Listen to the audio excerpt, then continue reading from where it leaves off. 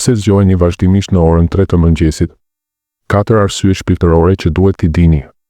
A jeni një nga individët e shumtë që zgjoheni vazhdimisht në orën 3 të mëngjesit? Imagjinoni këtë, jeni të lodhur pas një dite të gjatë, zhyteni në gjumë të thellë, por pa pritur, sytë tuaj hapen në errësirë. Ora shfaqet, 3:00. Zemra juaj rre pak më shpejt, mendja fillon të vërshojë me mendime, dhe gjumi duket i pamundur të rikthehet. Dhe kjo nuk ndodh vetëm një herë, është një rutinë e përsëritur. Ndoshta shkoni në shtrat herët në orën 9 të mbrëmjes ose vonë në orën 1 të mëngjesit, por gjithmonë, si një alarm i fshehtë, zgjoheni në të njëjtën kohë. A është kjo thjesht një rastësi? Një çrregullim i zakonshëm i gjumit? Apo është diçka më e thellë, më shpirtërore, që universi po përpiqet t'ju tregojë? Sot, në këtë video, do të zhytemi thellë në misterin e orës 3 të mëngjesit. Siç e dim të gjithë, në këtë botë ku jetojmë, nuk ka rastësi të vërteta. Çdo gjë ka një arsye, një lidhje të padukshme që na udhëheq drejt vetdijes son më të lartë. Prandaj, le të eksplorojmë bashkë 4 arsyet kryesore pse po zgjoheni në mes të natës. Këto nuk janë thjesht teori, janë përvoja të ndara nga mijëra njerëz në të gjithë botën, të mbështetura nga traditat e lashta shpirtërore, si ato të budizmit, hinduizmit dhe praktikave moderne të meditimit. Do të marrim kohë për të shpjeguar se cilën arsye hap pas hapi, me shembuj real, për të kuptuar se si t'i aplikoni në jetën tuaj të përditshme. Dhe në fund do të diskutojmë se çfarë mund të bëni për të shndërruar këto zgjime në mundësi për rritje shpirtërore. Le të fillojmë me arsyen e parë, që shpesh është më e habitshmja për shumicën. Arsyeja numër 1, ju jeni duke marrë mesazhe nga bota e shpirtit. Tani, le të ndalemi këtu për një moment. Çfarë do të thotë kjo në të vërtetë? Gjatë ditës, ne jemi të mbushur me shumën e botës, emaile, biseda, lajme, detyrime. Në këtë kaos, shpirti ynë përpiqet të na flasë, por ne e injorojmë. Për shembull, ndoshta shihni një shpend që po këndon në mënyrë të pazakontë jashtë dritares suaj, ose dëgjoni një frazë të rastësishme nga një huaj që duket si këshill e personalizuar. Ose, më shpesh, shihni numra të përsëritur, si 11, 11 në orën e telefonit, ose 444 në faturën e supermarketit. Këto quhen numra e ngjysh, dhe ato nuk janë rastësi. Ato janë sinjale nga udhëheqësit tuaj shpirtëror, engjëjt tuaj roje, ose vetë në vetdia juaj e lartë. Por pse nuk i kuptojmë? Sepse truri ynë logjik, ai që analizon, planifikon dhe dyshon, është në krye të punës gjatë ditës. Ne themi, kjo është thjesht një koincidencë. Nuk ka si të jetë mesazh nga universi. Por kur flem, magjia ndodh. Pjesa logjike e trurit ton, lobet frontale, që kontrollojnë arsyetimin, fiket gradualisht. Ne hymë në valët theta të trurit, aty ku ëndrat dhe intuita lulëzojnë. Është si të hapni një radio të vjetër, sinjalet nga bota e shpirtit vinë më qartë, pa interferenca. Tani, pse pikërisht ora 3 e mëngjesit? Kjo quhet ora e shpirtit ose i Qinghor në traditat e lashta evropiane. Është koha kur veli mes botës fizike dhe asaj shpirtërore është më i hollë. Studimet e reja në neuroshkencë, si ato të Institutit të Gjumit në Harvard, tregojnë se rreth orës 3 të mëngjesit, ciklet e REM kulmojnë, duke bërë që në vetdia të jetë superaktive. Pra, kur zgjoheni, mos e shihni si pengesë, shiheni si një ftesë. Pyesni veten, çfarë po ndërroja menjëherë para se të zgjohesha? Ishte ëndra për një person të dashur që nuk e keni parë kohë? Apo një skenar ku zgjidhni një problem të vjetër? Mendimet tuaja të para, ato të papërpunuara, emocionale, janë çelësi. Për shembull, një shikuese e videos sime të mëparshme më shkroi, u zgjova duke menduar për një mik të vjetër. Atë ditë, më thiri pas 10 vitesh. Kjo është fuqia e mesazheve. Për të praktikuar, vendosni një fletore pranë shtratit. Kur zgjoheni, shkruani menjëherë pa menduar. Më pas, kërkoni simbole, numra, ngjyra, emra. Do të habiteni se sa shpesh ato lidhen me jetën tuaj reale. Kjo nuk është magji e errët, është vetdije e pastër. Le të kalojmë te arsyeja e dytë që lidhet me udhëtimet tona të fshehta. Arsyeja numër 2, kthimi nga bota shpirtërore përmes projeksionit shpirtëror. Tani, kjo mund të tingëllojë si diçka nga një film shkencë fiksion, por le të e shpjegojmë hap pas hapi. Shumica prej nesh, unë, ju, të gjithë projektojmë në mënyrë shpirtërore kur flem. Çfarë është projeksioni shpirtëror? Është kur shpirti juaj ose trupi astral largohet nga trupi fizik dhe udhëton në dimensione të tjera. Nuk është ëndër e thjeshtë, është eksplorim real i universit multiversum.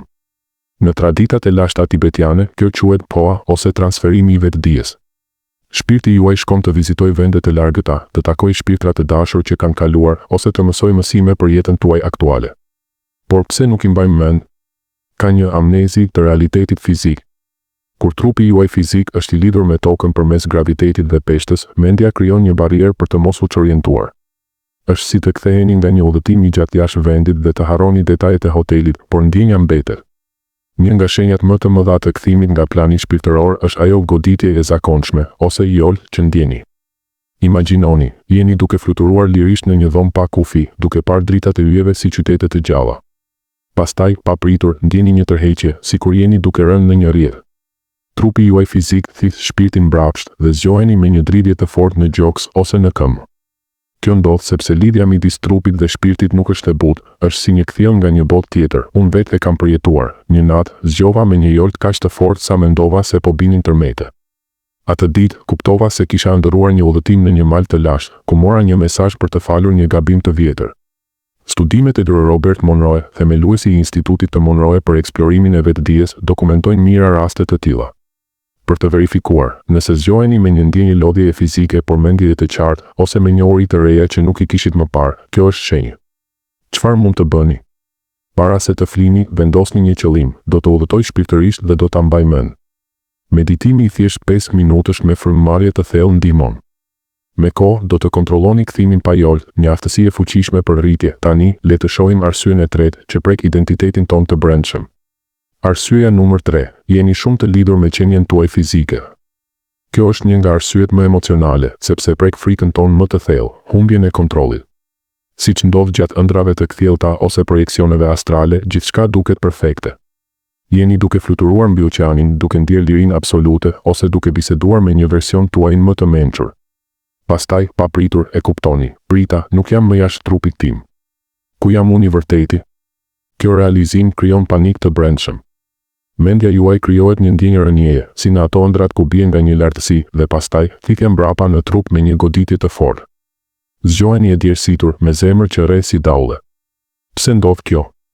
Sepse kemi vendosur aq shumë identitet në qenien tonë fizike. Ne jemi unë, punonjësi i zyrës, unë, prindi i fëmijëve, unë, me trupin tim të kësaj moshe. Kjo lidhje e fortë krijon një kordon argjendi, një metaforë e lashtë nga hermetizmi, që tërheq shpirtin mbrapsht me forcë.